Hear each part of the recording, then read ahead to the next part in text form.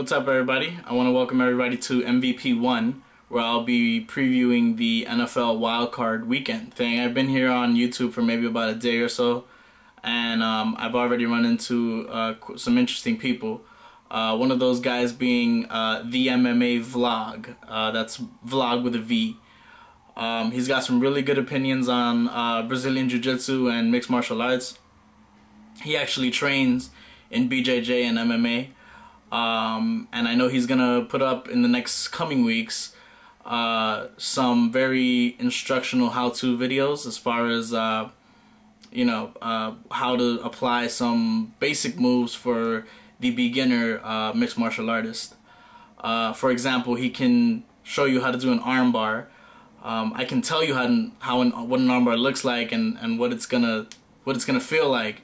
But I don't train in MMA, so I figure somebody that'll show you would be a lot more useful as far as visual goes, if you want to see that. So now let's get to these NFL matchups. On Saturday we have the Saints versus the Seahawks, and we also have the Jets versus the Colts. And then on Sunday we have the Ravens versus the Chiefs and the Packers versus the Eagles. All very good games, and all games that I'm looking forward to for a number of different reasons. Let's start though first with the Saints versus the Seahawks, and what I think are going to be their keys to victory. Reggie Bush is going to have to play like a beast. Honestly, he hasn't, coming out of USC, he hasn't played like the beast that he was in USC, where it seemed like every time the ball was in his hands, he ran for a touchdown, and he won the Heisman, and he came to the NFL, and everybody thought he was going to be this big breakout star who was going to have all these big numbers. And he's been a really good player, but nothing that he hasn't been the type of player that everybody thought he was going to be. Maybe it's because he's been injured. Maybe it's because he hasn't really had a chance to shine yet. But look for him on Saturday to have that big breakout game. He needs to prove all of his critics wrong, including me, because I really just don't think that he's the big superstar player that everybody thinks he is or was when he was at USC. But that might not even matter, because the Seahawks are playing just really poor football, if you ask me.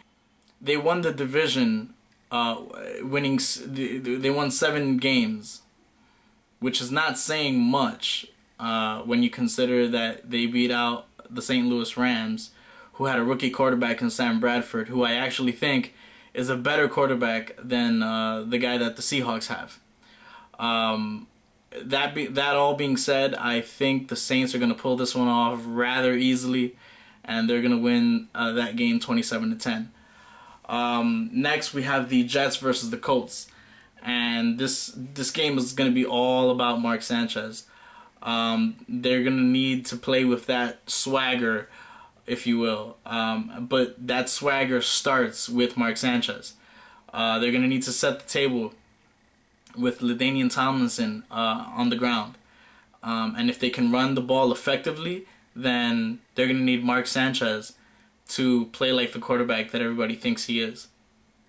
The other thing is they're going to be at Lucas Oil Stadium, which means the Colts are going to be at home for that playoff game.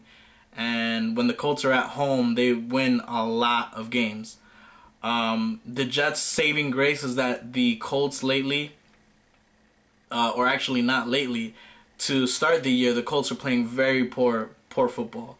It looked like at one point that Peyton Manning was throwing the ball to everybody but his team. He threw like something like 6 interceptions in 2 games or something like that.